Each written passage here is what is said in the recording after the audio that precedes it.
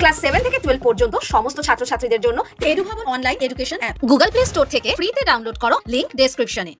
গতকাল থেকেই এসএসসি দফতরের বাইরে যোগ্যদের তালিকা প্রকাশের দাবিতে অবস্থান করছেন চাকরিহারা ব্যক্তিরা। আর আজ সাংবাদিকদের মুখোমুখি হয়ে যোগ্য এবং অযোগ্যের তালিকা নিয়ে যখন দাবি করছেন চাকরিহারারা, তখন বড় মন্তব্য করলেন রাজ্যের শিক্ষামন্ত্রী ব্রাত্য বসু। কারা যোগ্য আর কারাই বা অযোগ্য সেই নিয়ে ইঙ্গিতপূর্ণ মন্তব্য করলেন তিনি। এদিন সাংবাদিকদের মুখোমুখি হন রাজ্যের শিক্ষামন্ত্রী ব্রাত্য বসু, আর সেখানেই তিনি বলেন, অযোগ্য তালিকার বাইরে 17,206 জন রয়েছে। আমাদের কাছে ভাগ রয়েছে, সেই অনুসারে আমরা কাজ করছি। আর শিক্ষামন্ত্রীর এই বক্তব্যের মধ্যে দিয়েই স্পষ্ট যে 17,206 জনকে তারা যোগ্য তালিকার মধ্যেই রেখেছেন। তাহলে বাকি যারা রয়েছেন তারা কি অযোগ্য? কেন এই ব্যাপারে স্পষ্ট বক্তব্য রাখছে না রাজ্য? তা নিয়ে এই প্রশ্ন তুলতে শুরু করেছে বিরোধীরা।